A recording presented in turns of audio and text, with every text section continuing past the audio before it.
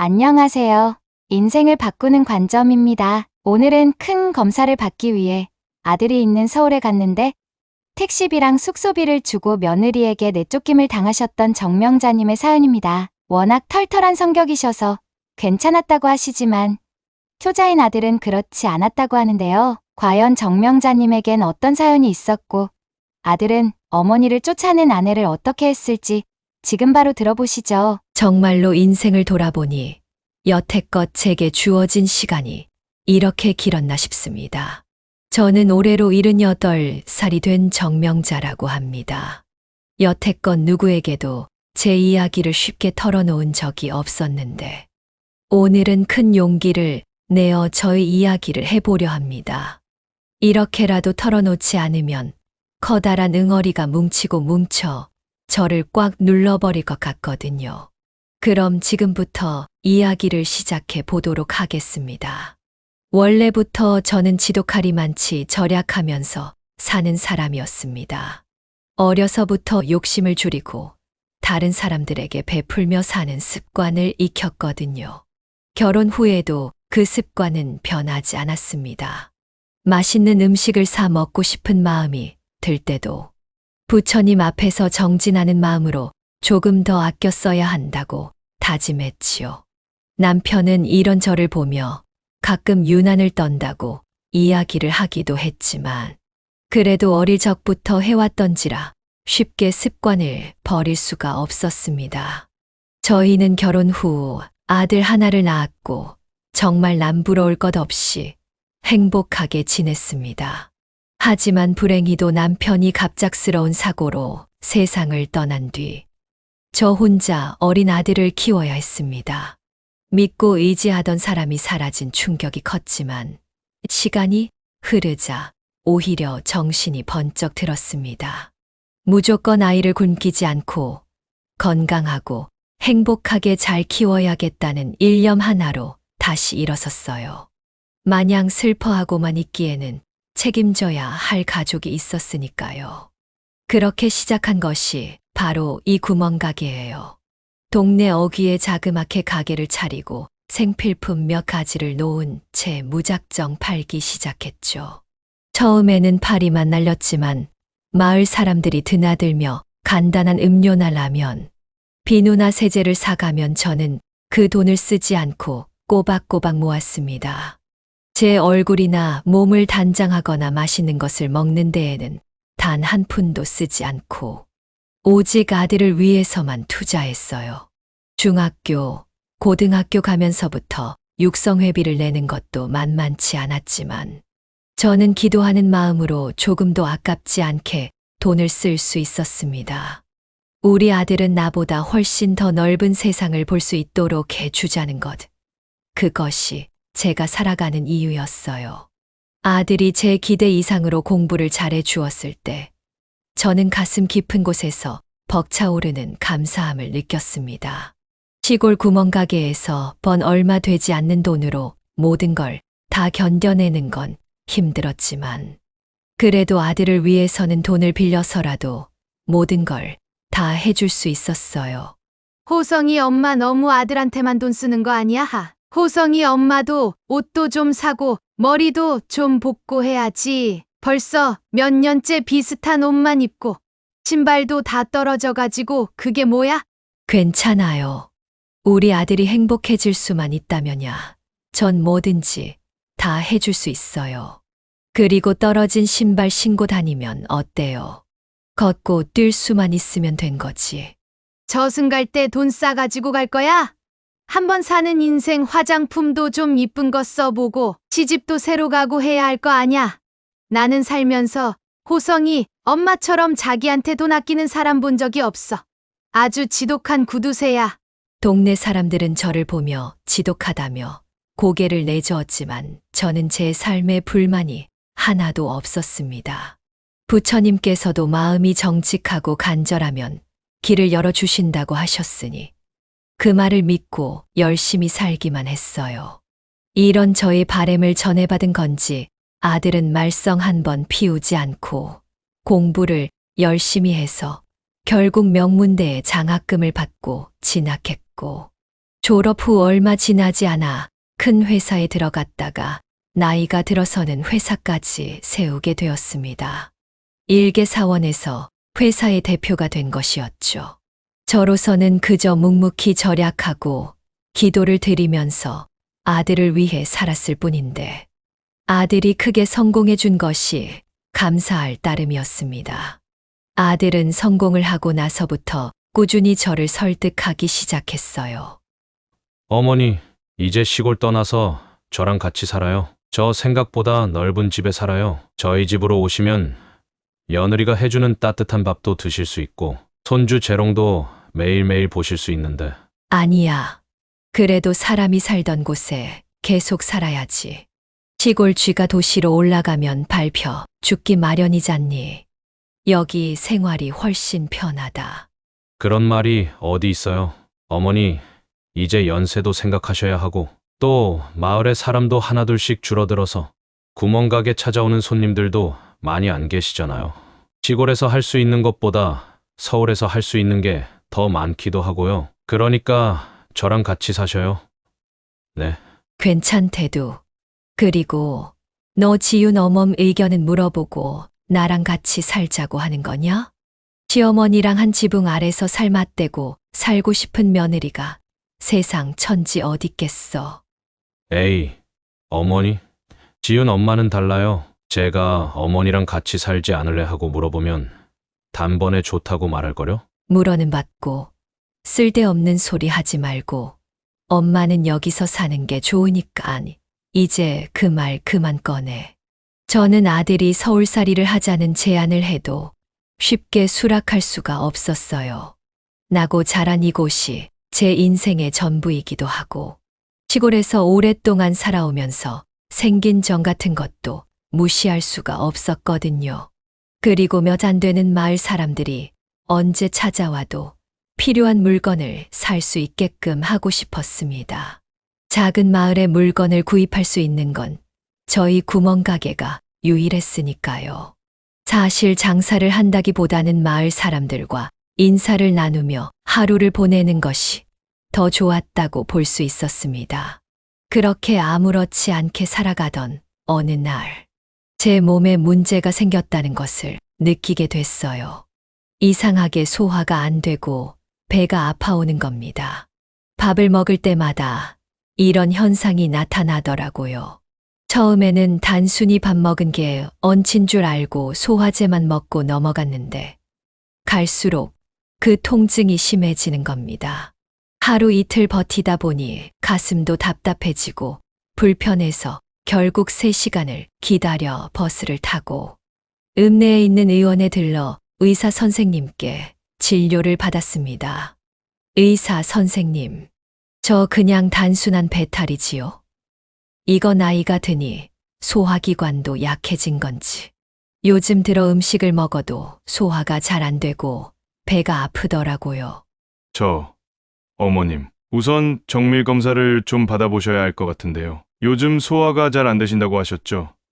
복통도 있으시고 설사나 그런 건 안 하셔요? 네, 설사는 안 하는데 뭐 심각한 문제가 있을까요? 늙으면 다 이러는 거 아닌가? 우선 검사를 좀 해볼게요. 저희 쪽에 CT랑 엑스레이는 준비되어 있으니까 옷만 갈아입고 나오세요. 검사를 해보자는 말에 큰 병이 아닐까 덜컥 겁이 났습니다. 하지만 최대한 마음을 다잡은 후 저는 의사 선생님이 시키는 대로 옷을 갈아입고 검사를 진행했어요. 그리고 검사 결과를 확인한 의사 선생님은 어두운 표정으로 제게 큰 병원으로 가라고 말씀해 주셨습니다. 소견서를 써줄 테니 서울에 있는 대학병원으로 가보라고 말이죠. 그 말에 심장이 뚝 떨어지는 것 같은 느낌을 받았습니다. 제 몸에 뭔가 문제가 생겨도 단단히 생겼다는 걸 알게 됐거든요. 무슨 병인지는 듣지 않아도 대충 알 수 있을 것 같았습니다.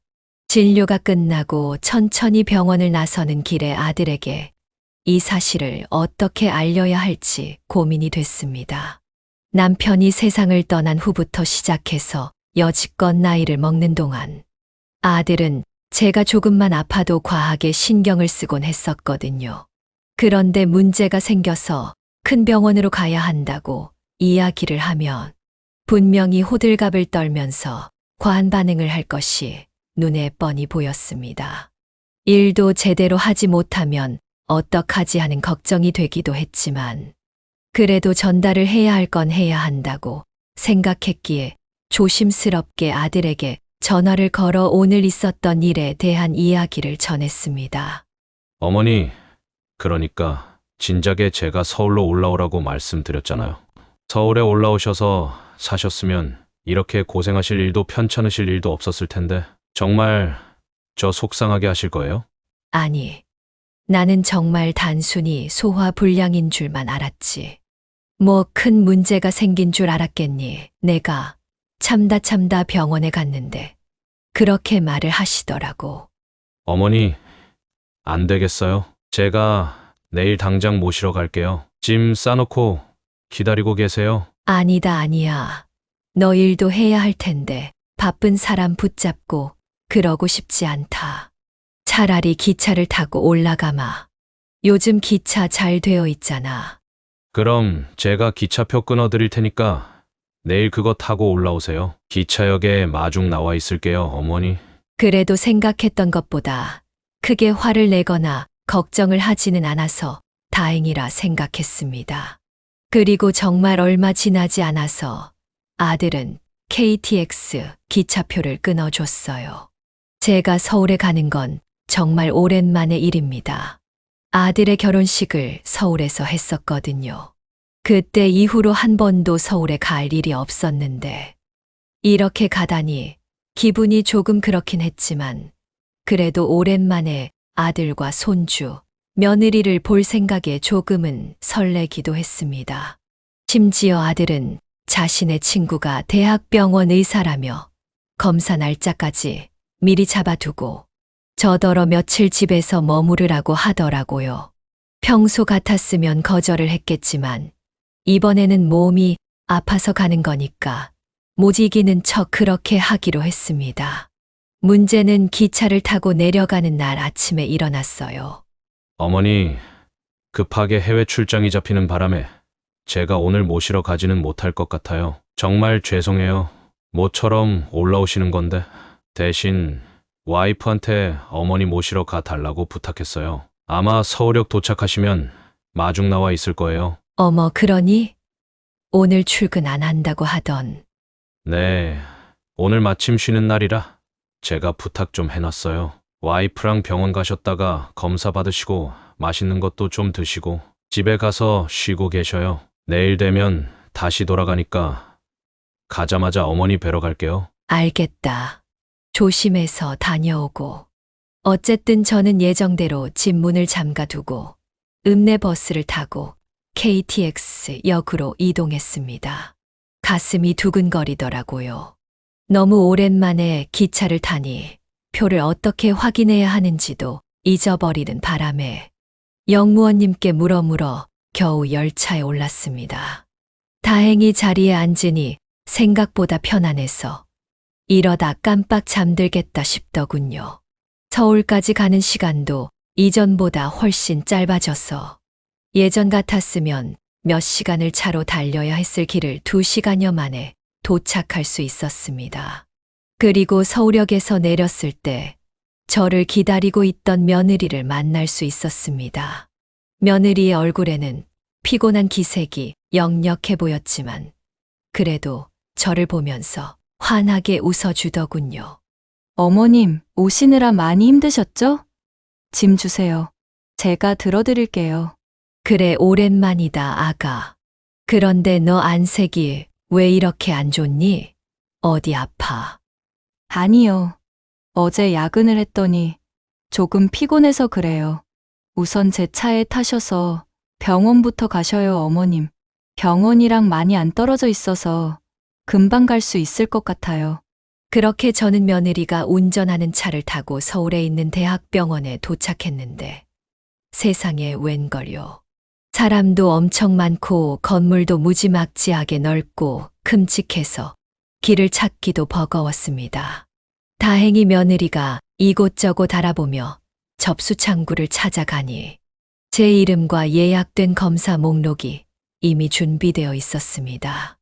저는 그때부터 피검사니, 초음파니, CT 촬영이니 별별 검사를 다 받았습니다. 누워서 기계 소리가 크게 들려올 땐 조금 겁이 나기도 했습니다. 하루 종일 이런저런 검사를 이어가니 저도 기운이 빠져서 중간중간 쉬어가기도 했습니다.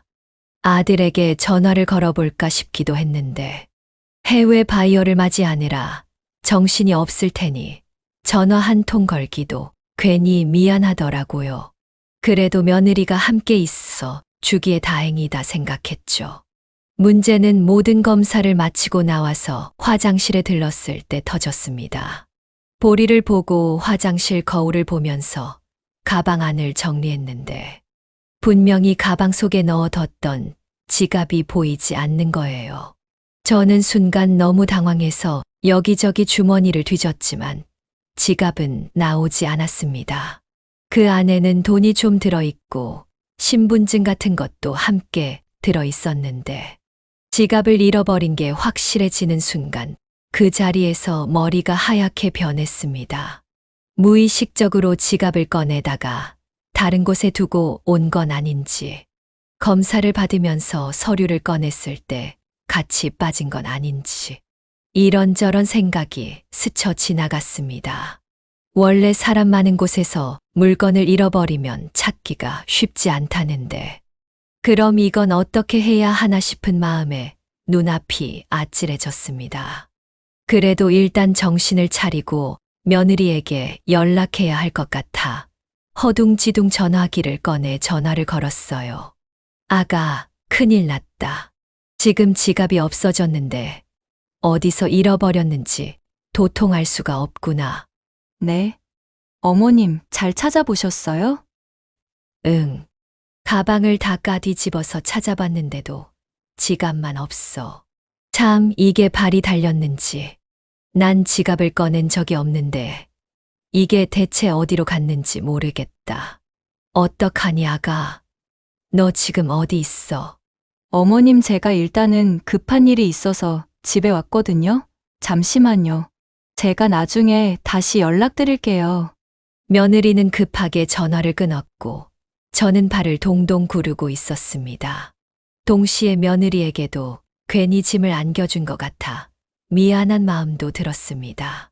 그와 동시에 역시 대도시에선 예기치 못한 일이 생길 수 있구나 싶었어요.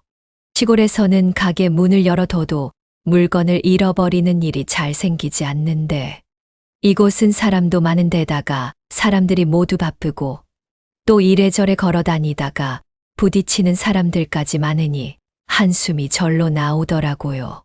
그렇지만 이왕 서울에 왔고 검사도 다 받은 상황에서 남은 건 지갑을 어떻게 찾느냐였는데 며느리가 잘 도와줄 거라 믿으며 마음을 놓으려 노력했습니다. 그리고 잠시 후 며느리에게서 다시 전화가 걸려왔습니다. 어머님, 우선 제가 택시비라도 보내드릴게요. 잃어버리신 지갑은 솔직히 좀 찾기 힘드실 것 같아서 계좌번호 좀 불러주시겠어요? 응, 택시를? 아니다. 굳이 뭐하러 돈을 써. 그냥 버스 타면 되니까 돈 쓸 생각 마라. 어머님 교통카드도 없으시잖아요. 가지고 계신 돈도 없으실 거면서. 그러지 마시고 그냥 택시 타시고 계좌 불러주세요. 이따가 집 오실 때쯤 연락 주시고요. 뭔가 며느리의 말투에서 엄청난 피곤함과 귀찮음이 묻어나는 것 같았지만 저는 애써 그 기분을 외면한 채 며느리에게 계좌를 불러줬습니다. 이윽고 며느리는 문자로 집 주소와 함께 돈을 보냈다는 문자를 보내왔어요. 저는 택시 창으로 스쳐가는 서울 풍경을 보며 마음을 편안하게 먹으려고 노력했습니다. 비록 지갑은 잃어버렸지만 결국 일이 잘 풀렸고 며느리도 이렇게 세심하게 배려해 주니 참 고맙더라고요. 그래도 이왕 서울에 온 김에 손주 얼굴도 보고 아들이랑 며느리와 좋은 시간을 보내고 가야겠다 싶었습니다. 하지만 택시가 아파트 단지 앞에 도착했을 때부터 뭔가 안 좋은 예감이 들었습니다. 그리고 그 예감은 놀라울 정도로 맞아 떨어졌어요. 현관문 앞에서 초인종을 아무리 눌러도 며느리가 문을 열어주지 않는 겁니다. 분명히 집에 있을 것 같은데 외출을 했나 싶어 초인종을 누르고 계속 기다리던 그때 인터폰이 켜지고 며느리의 목소리가 들려왔습니다.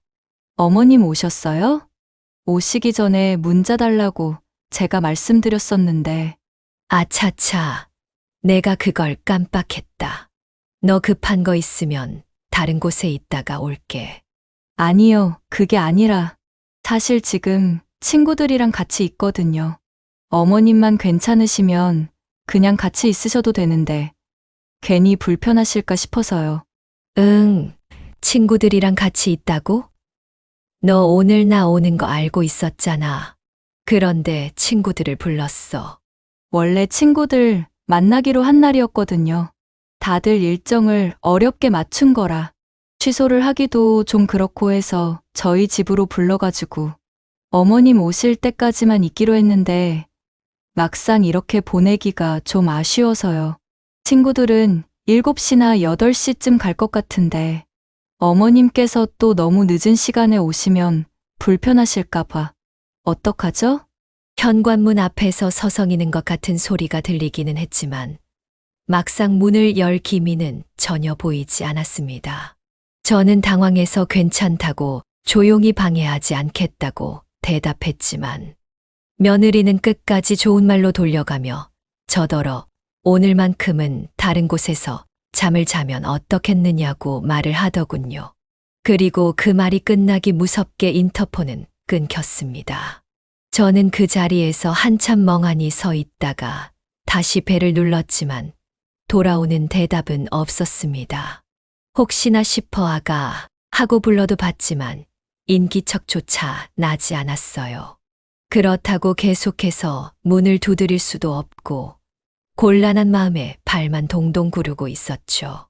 그리고 얼마 지나지 않아 아파트 경비원으로 보이시는 분이 올라와서 저를 보더니 이렇게 말씀을 하시는 겁니다.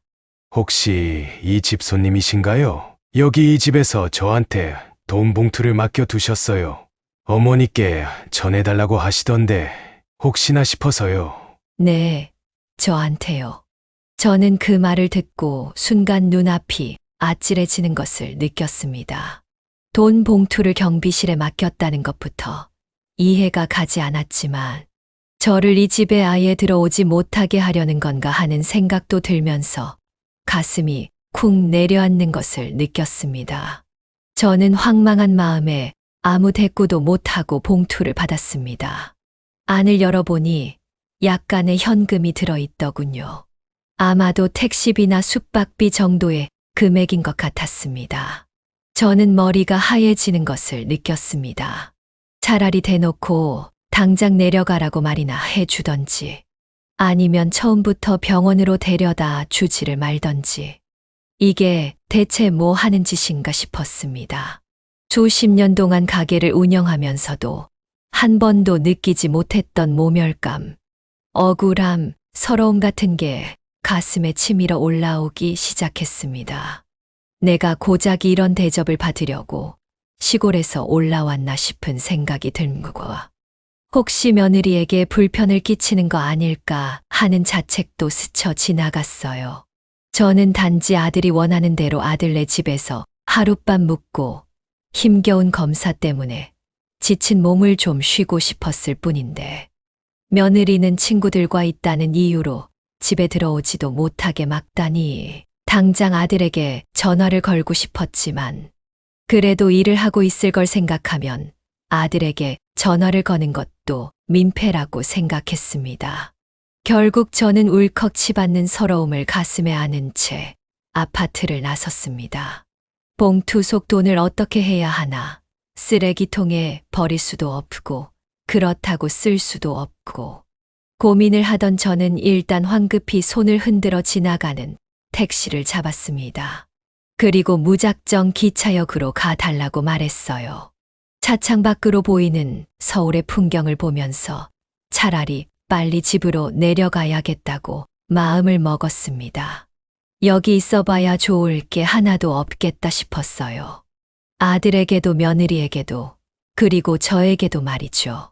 하지만 당일에 시골로 출발하는 기차가 있을 리 만무했습니다. 당일 예약을 하는 건 정말 운이 좋아야 하는 거라고 하더라고요. 예약한 자리가 취소되었을 때나 나오는 거라 오늘 당장 시골로 내려가는 건 불가능에 가까운 일이었습니다. 게다가 시간대도 하루에 4번밖에 운행을 하지 않는 노선이라 더더욱 갈 수가 없었습니다. 서울 지리가 빠삭하지 못했던 저는 지나가는 사람들을 붙잡고 노인 혼자 묵어도 괜찮은 숙소가 어디인지 묻기 시작했어요.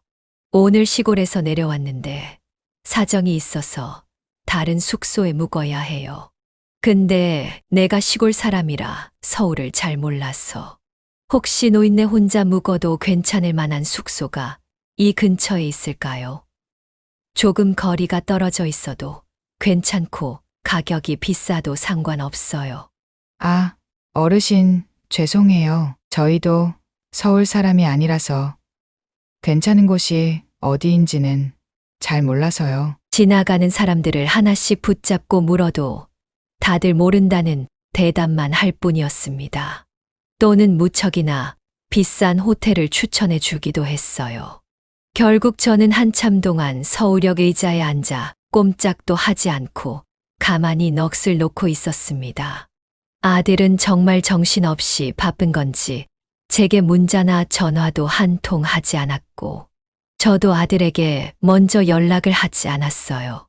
아니, 하지 않았다기보다는 하지 못했다는 게 더 맞는 말이겠죠. 그렇게 얼마간의 시간이 흘렀을까? 누군가 제게 다가와 말을 걸었습니다. 역을 관리하는 분이신 것 같았어요. 열차들이 다 끊겼고 이제 셔터를 내릴 거니 저보고 이만 나가라고 하시더라고요. 그 말을 듣자마자 퍼뜩 정신을 차리고서 허둥지둥 짐을 챙겨 밖으로 나갔습니다. 이미 시간은 자정을 훌쩍 넘겼더라고요.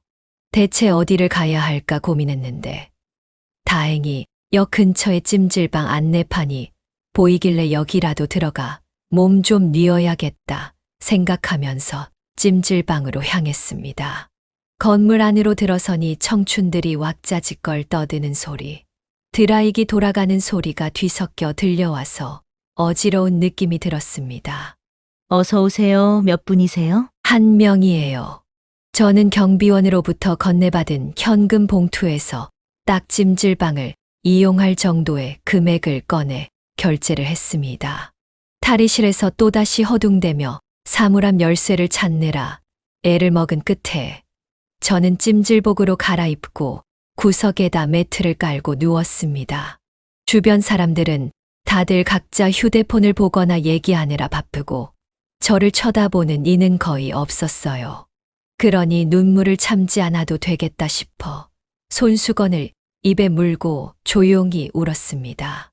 어쩌다가 이렇게 된 건지 참아왔던 서름이 한꺼번에 밀려와 저를 덮쳤습니다. 저는 그저 아들을 보고 며느리와 손주와 즐거운 시간을 보내는 김해 검진도 받고 싶었던 것뿐이었는데 상황이 왜 이렇게 됐는지 정말 너무 속상하고 서럽더군요. 어둑한 찜질방 천장의 조명 아래서 저는 자꾸만 제 가게가 떠올랐습니다.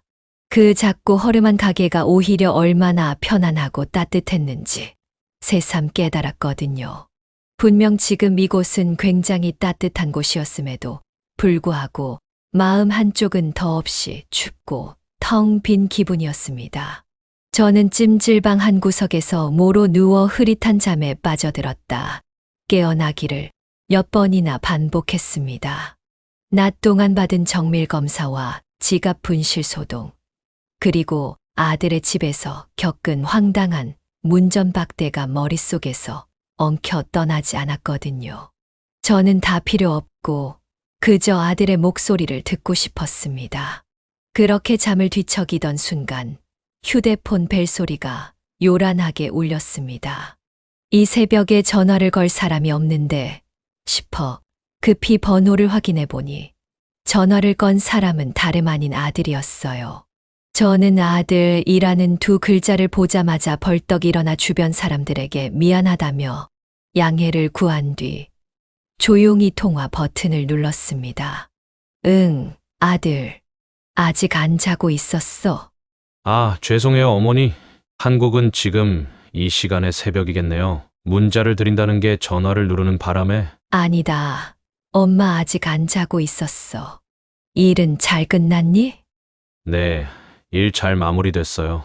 그런데 왜 저한테 문자나 전화 한 통 없으셨어요? 저는 일하는 동안에도 어머니 연락 기다리고 있었는데. 너 일하고 있을까봐 괜히 방해될 것 같아서 안 했지. 엄마 지금 찜질방에 있어. 네. 아니, 왜 찜질방에 계세요? 아이, 그냥 오랜만에 서울 올라온 김에 혼자 구경도 좀 하고 따뜻하게 몸도 좀 지지고 싶어서 왔지. 별 이유는 없으니까 너무 걱정하지 않아도 된다. 그게 무슨 말씀이세요? 분명 집사람은 어머님 지금 주무시고 계신다고 했는데. 아니다. 어머니 계시는 찜질방 이름 좀 알려주세요. 제가 내일 한국 돌아가니까 공항 도착하자마자 바로 모시러 갈게요. 아니야. 정말 그러지 않아도 돼.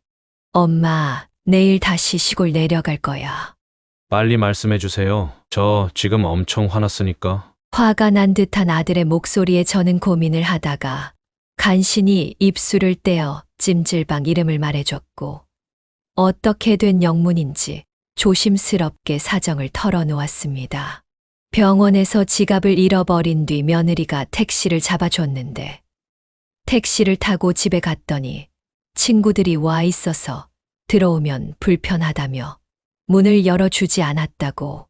그리고 며느리가 경비원을 통해 돈을 전달해 놓았고 저는 갈 곳이 없어 그 돈을 받고 서울역 근처 찜질방에 머물고 있다고 말이죠. 제 이야기를 들으면 들을수록 아들의 숨소리가 거칠어지는 게 느껴졌습니다.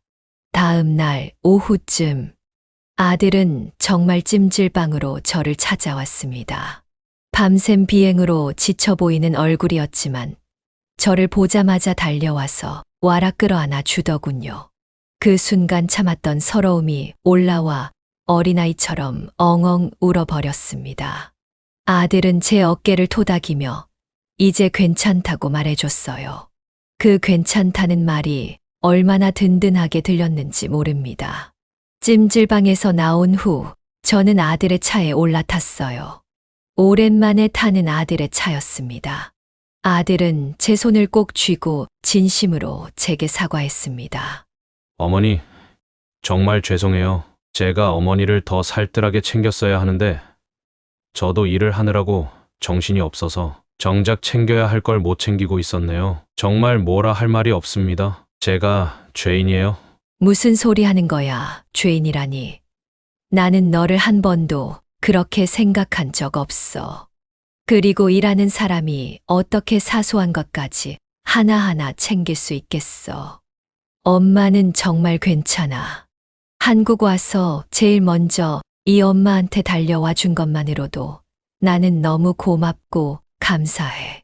그리고 엄마가 부탁이 하나 있는데 들어줄 수 있겠니? 네, 뭐든 말씀만 하세요. 집에 들어가더라도 지윤 어멈한테 너무 뭐라고 하지 말아라. 엄마는 너희 싸우는 거 보고 싶지 않으니까. 그건 제가 알아서 할게요. 이거 그냥 넘어갈 수만은 없는 문제라는 거 어머니도 잘 알고 계시잖아요. 그 부탁만큼은 들어드리기 힘들 것 같아요, 어머니. 죄송합니다. 아들은 화가 나도 단단히 난 것 같았습니다. 그리고 차를 몰고 집으로 가는 동안에도 말을 한마디도 하지 않았어요. 그렇게 20분 정도를 달려 아파트 단지에 들어섰고 아들은 잔뜩 굳은 표정으로 엘리베이터를 타고 올라갔습니다. 저는 처음 보는 아들의 모습에 살짝 겁이 나 다시 한번 아들을 침착하게 달랬어요. 아들은 아무 대답도 하지 않은 채 무거운 발걸음을 옮겼습니다. 저도 그 뒤를 따라 복도로 들어섰죠. 그리고 도착한 현관문 앞에서 아들은 도어락 비밀번호를 거칠게 누르며 문을 열어 젖혔습니다.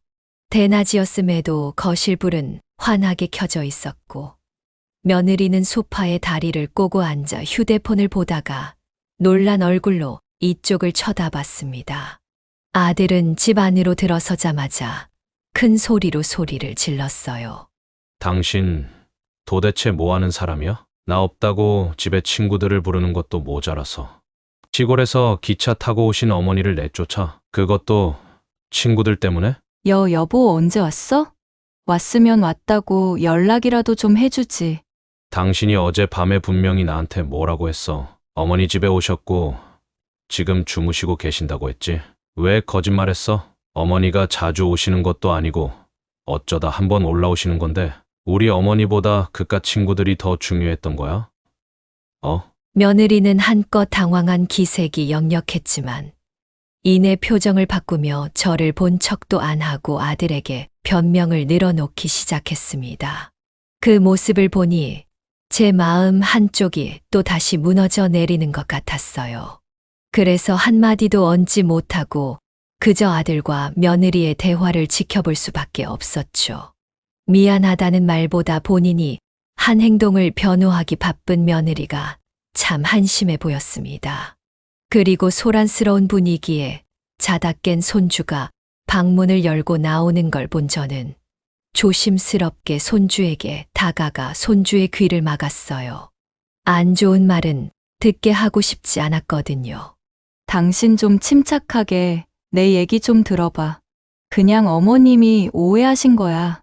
친구들이 온 건 맞지만 나는 어머님을 집으로 모시려고 했어. 그런데 어머님이 불편하다고 자기는 다른 곳에서 주무시겠다고 했다고. 내 잘못 아니란 말이야. 그래?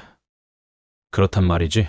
그럼 경비 아저씨한테 돈 봉투 전해달라고 한 건 어떻게 설명할 건데? 그것도 한번 해명해 보시지. 그건 내가 어머님께 직접적으로 용돈 전해드리면 안 받으실 것 같아서 그런 거야. 그래, 100번, 아니 1000번 양보해서 당신 생각이 그랬다 치자. 그런 거 같았으면 차라리 좋은 숙소라도 좀 잡아드렸어야 하는 거 아니냐? 어머니 어디 계셨는 줄 알아? 서울역 옆에 있는 찜질방에 계시더라. 나 보자마자 어린애처럼 엉엉 우셨어. 어머니 마음이 어떠셨겠어? 생각이나 해봤어, 당신. 며느리는 계속해서 소리를 지르는 아들을 바라보며 인상을 찌푸렸고 아들은 손주의 귀를 막고 있는 저를 잠시 돌아보고는 한숨을 쉬곤 거실 중앙에 걸어둔 커다란 액자를 짚어 보였습니다. 거기엔 아들, 저, 손주, 그리고 며느리와 함께 찍은 가족 사진이 걸려 있었어요. 아들은 떨리는 목소리로 말을 이어나갔습니다. 우리 어머니가 여자 혼자 몸으로 나를 어떻게 키우셨는지 알아? 손에 돈 한 푼 없으면서도 구멍가게에서 물건 팔아 내 학비 대주셨고 내가 힘들 때 옆에서 잘 할 수 있다고 힘 불어넣어 주신 분이야. 그 덕에 내가 중견기업 대표까지 될 수 있었는데 당신이 감히 어머니를 불편하실 것 같다며 돌려보내? 응? 이게 말이 된다고 생각해? 아니, 알지. 그런데 상황이 어쩔 수 없었다니까. 당신은 왜 자꾸 감정적으로만 말하는지 모르겠어. 내가 지금 미안하다고 하잖아. 그게 미안한 사람의 태도야? 그리고 당신 현금은 도대체 어디서 난 건데? 원래 현금 한 푼 안 가지고 다니던 사람이 현금이 도대체 어디서 났냐고. 설마 어머니 지갑 당신이 손댄 건 아니지? 아들의 말에 며느리는 눈에 띄게 당황하는 모습을 보였습니다. 그 말을 듣고 나니 뭔가 기분이 이상하더군요. 평소에 현금을 한 푼도 안 들고 다녔는데 갑자기 현금이 생겼다면 합리적으로 의심을 해볼 법했습니다. 그런데 며느리는 끝까지 그런 거 아니고 미리 돈을 찾아 놓았다며 이야기를 하더군요. 아들은 며느리의 반응을 보고 안방으로 들어가 서랍이며 화장대며 옷장이며 온갖 곳을 다 뒤지기 시작했습니다. 며느리는 그런 아들을 뜯어말렸지만 화가 잔뜩 나 있는 아들을 말릴 수 있는 방법은 어디에도 없었어요. 그리고 옷장을 한참 동안 뒤진 결과 잃어버린 줄 알았던 제 지갑을 찾을 수 있었습니다. 제 지갑을 훔쳐간 사람은 다름 아닌 며느리였던 것이었죠. 자, 당신이 직접 설명해. 어머니 지갑이 왜 여기서 나오는 건데? 그게 그러니까 아니. 어머님이 병원에서 서류를 꺼내시는데 거기서 지갑이 툭 떨어진 거야. 그래서 내가 주워서 돌려드리려고 했는데 타이밍을 놓치는 바람에 타이밍을 놓치는 바람에 이 안에 있는 돈을 당신 돈처럼 꺼내 쓰고 그랬다는 거지? 어머니한테 드린 돈도 결국에는 다 어머니 돈이었다는 거네. 맞지? 내가 정말 그러려고 그런 건 아니었어. 근데 지갑 안에 돈이 꽤 많이 들어있길래 티 안 나게 쓰면 안 걸릴 줄 알고 그래도 나중에 가기 전에 돌려드리려고 했어. 당신 왜 이렇게 철이 없어? 내가 돈을 부족하게 주는 것도 아닌데 그냥 우리 어머니 골리려고 그런 거 아니야? 잔뜩 흥분해 있던 아들은 갑자기 표정을 싹 굳히더니 옷장 안에 있던 며느리의 짐을 모두 꺼내서 거실에 마구 던졌습니다. 옷가지며 화장품, 잡동사니가 바닥에 나뒹구는 광경을 보고 저도 며느리도 할 말을 잃었어요. 제 지갑을 훔쳐가서 모른 척한 며느리의 행동도 말 같지 않았지만 아들의 행동도 정말이지 할 말이 없었습니다. 아들은 한참 동안 씩씩거리며 물건들을 헤집어 놓더니 며느리에게 집을 나가라고 선포했어요.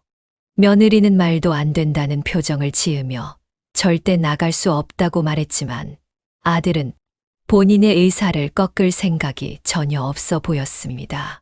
당신은 지금 이 순간부터 내 와이프 아니고 남이야? 그냥 타지에서 올라온 손님 그 이상도 이하도 아닌 사람이라고. 그러니까 내 집에서 짐 챙겨서 당장 나가. 지금 말 다 했어? 그게 나한테 할 소리라고 생각해? 할 소리라고 생각해. 힘없는 어머니한테 당신이 했던 짓 똑같이 되돌려 받아봐. 기분이 어떤지. 지금 이 집에서 당신은 손님이고 난 손님한테 예의 지킬 생각 없어. 당신이 어머니한테 했던 대로 똑같이 해야 공평하겠지? 저기, 이 정도면 됐다. 아무리 그래도 내 부인인데 이런 식으로 내쫓으면 어쩌려고 그래? 앞으로 평생 같이 살 사람이잖니. 이쯤에서 그만해.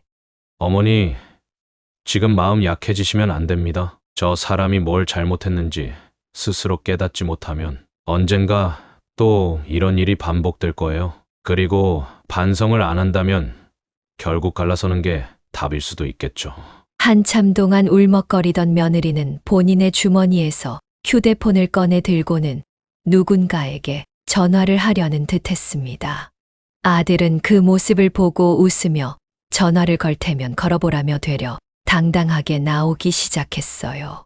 아들의 말을 들어보니 항상 부부싸움을 하고 나면 사돈어른이나 사부인에게 전화를 걸어 하소연을 하는 게 버릇이라고 하더군요. 며느리는 남편의 말에 부들부들 몸을 떨더니 이내 화장실 안으로 쏙 들어가 문을 잠궈 버렸습니다. 그리고는 한참 후 화장실에서 나오더니 흐트러진 머리로 고개를 떨군 채 가방에 자기 물건을 마구 집어넣기 시작했습니다. 아들은 그런 며느리를 차가운 시선으로 지켜보다가 이내 입을 열었어요. 내가 어머니가 서울 오신 이유 말해줬지. 병원에서 검사를 받으셨는데 서울에 있는 큰 병원으로 가서 검사 받으라고 하셨대. 그래서 오신 거라고 내가 분명히 잘 좀 챙겨달라고 부탁하고 갔잖아. 그런데 내 부탁 하나 들어주는 게 그렇게 힘들었어. 당신? 그 얘기 대체 몇 번째야? 내가 얼마나 더 당신한테 해명하고 설명해야 하는데. 어머니는 몸도 안 좋고 지갑까지 잃어버리신 상태였어. 어젯밤에 찜질방에서 지내시면서 무슨 생각을 하셨겠어? 당신은 정말 끝까지 반성은 못할 망정 잘못 없다고 버티기나 하네. 그래, 알았어. 사과드릴게. 죄송해요, 어머님. 저 때문에 많이 불쾌하고 힘드셨을 텐데 제가 정말 죽을 죄를 지었습니다. 죄송합니다. 아니, 이제 와서 사과해봤자 늦었어. 당신은 어머니가 겪은 만큼 당해봐야 정신 차려. 아니, 그래도 정신 못 차리겠지만 나갈 때 지갑 두고 나가. 어차피 당신이 쓰고 있는 신용카드 전부 다 내 명의로 되어 있는 것들이니까. 그 말을 들은 며느리는 가방을 양손에 쥔 채 망연자실한 표정으로 어찌해야 할지를 몰라 했고, 아들은 아예 현관문을 열어 며느리를 내쫓기 위해 밀어붙였습니다. 결국 며느리는 고개를 떨군 채 집 밖으로 나갔고, 아들은 문을 쾅 닫아 버렸어요. 순간 이게 맞는 건가 싶은 생각이 들었습니다. 그래서 차마 아무 말도 못하고 아들을 가만히 바라보고만 있었어요. 저 하나 때문에 이런 일이 일어난 것만 같아 가슴이 미어지는 느낌이 들었죠. 그 사건 이후로 아들은 몇 날 며칠을 며느리 없이 집을 지키다가 제 컨디션이 조금 회복되자마자 저를 다시 고향으로 데려다 주었습니다. 사실 저는 서울에서 검진 결과를 기다리며 잠시 더 머무를 수도 있었지만 아들도 편히 마음을 추슬러야 할 상황이었고, 무엇보다 가게가 계속 비어 있으면 안 된다는 생각이 들었기에 시골로 돌아갔어요. 아들과 저는 차 안에서 정말 많은 이야기들을 나눴습니다. 그냥 검사 결과 나올 때까지 저희 집에서 지내시면 좋을 텐데, 결과는 며칠 뒤에 나온다고 했거든요. 장사하는 사람이 가게를 너무 오래 비워두는 것도 안 좋아. 안 그래도 우리 마을 사람도 많지 않고 물건 하나 사려면 읍내까지 나가야 하는데, 나 하나 돌아오기만 목 빠지게 기다리고 있을 거야. 제가 나중에 검사 결과 나오면 다시 모시러 갈게요. 큰 문제는 없을 거니까 너무 걱정하지 마시고요. 그래. 그리고 저 호성아, 지윤 어머니랑 어지간하면 잘 풀어. 부부가 너무 오래 냉전인 것도 안 좋은 거 알지? 네, 그 부분은 저희가 알아서 잘할게요. 어머니는 몸만 신경 쓰세요. 며느리가 집에서 쫓겨나다시피 나가고 난 이후 계속해서 마음이 쓰였습니다. 말 같자는 이유로 저를 집에 있지 못하게 한 며느리이기는 했지만 그래도 사람 맘이라는 게 그렇잖아요. 괜히 신경이 쓰이고 거슬리고. 하지만 아들은 지금 당장은 며느리를 용서해 줄 생각이 없는 것 같았습니다. 그래서 저도 더 이상 아무 말 하지 않고 아들과 작별하고서 다시 집으로 돌아왔습니다. 그리고 며칠 후 아들에게서 전화가 걸려왔습니다. 저의 검사 결과를 알려주기 위함이었죠. 다행히 큰 병은 아니었습니다. 궤양이 생긴 거라면서 약만 꾸준히 먹으면 나아질 거라고 하더군요. 그 말을 듣자마자 제 가슴에 얹힌 돌덩이가 훌쩍 사라진 느낌이었습니다. 사실 별거 아니라고 생각하고 있었지만 그래도 걱정이 됐었거든요. 아이고, 그래도 별일 없다 하니 참 다행이다. 그나저나 지윤 어머니랑은 잘 화해했니? 엄마가 계속 신경이 쓰이더라고. 아직이에요? 어제 집에 들어오긴 했는데 각방 쓰고 있어요. 그래도 집에 들어오기는 했나 보네. 미우나 고우나 가족이고 부부니까 지윤이를 생각해서라도 잘 풀어봐. 내 말 따라 너가 나를 너무 챙기니까 아내로서 꼴보기 싫었을 거야. 내가 어머니였더라도 똑같았을 거다. 결국에 너 힘들 땐 아내밖에 옆에 있을 사람 없어. 그러니까 잘해. 저는 아들에게 진심을 담아 조언했고 아들은 머쓱하게 웃으며 그러겠다고 했습니다. 그렇게 시간이 지난 어느 날 오후 가게에 앉아 있는데 문득 가게 밖에서 조용한 발소리가 들려오는 겁니다. 뭐지 싶어서 나가보는 순간 저는 깜짝 놀라고 말았어요. 문 밖에서 들려오던 발소리의 주인공은 다름 아닌 아들과 며느리였기 때문이었죠. 며느리는 고개를 푹 숙인 채 쭈뼛쭈뼛 제게로 걸어오고 있었고 아들은 팔짱을 낀 채로 저희 두 사람을 바라보고 있었습니다. 이게 대체 무슨 상황인가 싶었어요. 너희가 여긴 어쩐 일로 왔어? 어머님께 진심으로 사과드리고 싶어서 왔어요. 제게 사과를 하기 위해 찾아왔다는 며느리의 말에 뭐라고 대꾸를 해야 하나 싶었습니다. 사실 저는 그동안 생활을 하는 게 바쁘고 정신이 없어서 그걸 다 잊고 살고 있었거든요.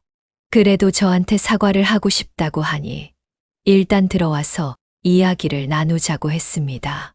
며느리는 아들의 눈치 한 번, 제 눈치 한 번을 보다가 가게 안으로 조용히 들어왔고 이내 아들도 따라 들어왔습니다. 그리고 가게 안으로 들어온 며느리는 가방에서 작은 서류 봉투를 꺼내서 제게 내밀었어요. 이게 뭐냐고 물으니 반성문 같은 거라고 하는 겁니다. 왜 그런 행동을 했고 어떤 점이 잘못되었는지 그리고 앞으로 어떻게 달라지겠다는 다짐을 적었으니 한번 봐달라고 해서 저는 얼떨결에 그것을 받아들어 천천히 읽어봤습니다. 속으로는 조금 웃음이 났어요. 소시적에 반성문을 썼던 기억이 새록새록 떠올랐거든요. 저 그동안 정말 반성 많이 했어요. 제가 어머님께 무슨 짓을 했는지도 뼈저리게 깨달았고요. 집 나왔다가 다시 들어갔을 때도 이 사람이 저한테 먼저 이야기 나누자고 해서 얘기도 많이 나눴어요. 제가 얼마나 철없고 개념 없이 행동했는지에 대해 많이 반성했어요, 어머님. 정말 진심으로 죄송합니다. 용서해 주세요. 나는 이미 너를 용서했어. 아니, 용서할 것도 없지. 내가 사는 게 바빠서 다 까먹고 있었으니까. 아가, 난 크게 바라는 거 없어. 그저 서로가 존중받으면서 지내는 거. 그게 제일 좋은 거라고 생각해. 너도 그날 사정이 있었겠지만 나를 그런 식으로 내몰아서는 안 되지 않았니? 맞아요. 제가 판단력이 흐려지고 또 술 기운에 친구들하고 있느라 잘못된 결정을 한 거예요. 남편이 말한 대로 어머니가 어떤 분인지를 제가 생각하지 못했어요. 죄송해요. 그래, 잘못한 걸 깨달았으면 다시는 안 그러면 되는 거다. 그렇게 저희 세 사람은 그날의 앙금을 완벽히 털어냈습니다. 그날 아들과 며느리는 몇 시간이고 저희 집에서 머물면서 오랜만에 밥도 같이 먹었어요. 비록 고기 반찬은 없었지만 두 사람은 아무 내색 없이 맛있게 밥을 먹어줬고 저도 오랜만에 아들 내외와 편안하게 대화를 했습니다. 이게 진짜 행복이구나 싶더라고요. 요즘 며느리는 확실히 예전과는 눈에 띄게 달라졌습니다. 며느리는 가끔씩 제게 전화를 걸어 약은 잘 챙겨 먹고 있는지, 또 밥은 잘 먹고 있는지, 저의 안부를 묻기도 하고, 제가 좋아하는 음식을 사서 주말에 찾아오겠다고 할 때도 있습니다. 저도 시간이 지나니 서운했던 감정이 풀리고, 오히려 이렇게까지 마음을 써주는 게 고맙더라고요. 가끔 정말 바쁠 때는 한 달에 한 번이지만 아무 일 없을 땐 아들과 며느리가 함께 2주에 한 번씩 저희 집에 들르기도 해요. 예전에는 시골에는 찾아올 생각도 하지 않았던 며느리가 이제는 마당에 핀 꽃도 사진으로 찍고 구멍가게를 둘러보며 이런 생활이 참 소박해 보이고 좋다고 말하는 걸 보면 마음 한편이 따뜻해지곤 합니다. 참 사람과 사람 간의 관계라는 게 묘하죠. 한때는 큰 상처를 주고받았지만 결국 서로 이해하고 용서를 하니 이렇게 달라질 수도 있다는 게. 이럴 줄 알았음 진작에 마음을 더 열어줄 걸 그랬나 봅니다. 지금 이 순간에도 누군가는 가정의 파탄을 겪거나 병으로 고생할 수 있지만 저는 제게 닥친 문제를 어렵게나마 잘 해결했고 성숙하지 못했던 며느리가 한 발 앞으로 성장할 기회를 얻었다고 믿고 있습니다.